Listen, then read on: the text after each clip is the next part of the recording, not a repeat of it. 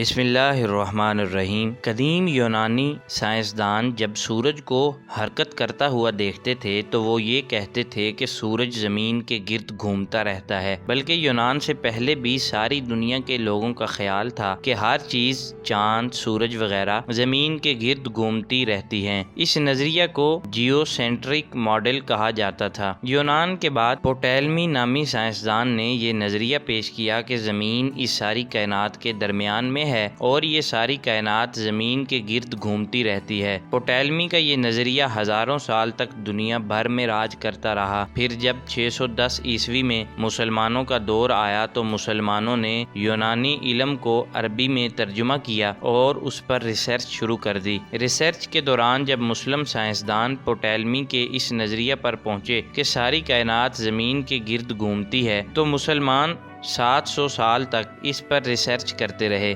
اور پھر 1304 عیسوی میں مسلم سائنسدان ناصر الطوسی اور ابن الشاطر دونوں سائنسدانوں نے ہزاروں سالوں سے موجود پٹولمی کے ماڈل اور نظریہ کو رد کر دیا اور الجدید نامی کتاب لکھ کر یہ ثابت کیا کہ سورج اور چاند زمین کے گرد نہیں گھومتے، بلکہ ہماری زمین خود سورج کے گرد گھوم رہی ہے، جس سے دن اور رات بن رہے ہیں۔ یعنی جب زمین سورج کے سامنے ہوتی ہے اس پر دن آ جاتا ہے، اور جب یہ سورج سے چھپ جاتی ہے تو اس پر رات آ جاتی ہے۔ مسلم سائنسدانوں کے بعد مشہور زمانہ اطالوی ماہر فلکیات گلیلیو آیا اور اس نے 17ویں صدی میں دوربین ایجاد کی، اور اس دوربین کی مدد سے گلیلیو نے تمام نظام شمسی کے سیاروں سورج، چاند، مریخ، مشتری، زمین، زحل کا مطالعہ کیا اور اپنی دوربین کے ذریعے چاند اور زمین کے گھومتے ہوئے سیارچے دیکھے، اور یہ نظریہ پیش کیا کہ نظام شمسی کے تمام سیارے سورج، چاند، زمین وغیرہ اپنی اپنی مدار میں حرکت کر رہے ہیں۔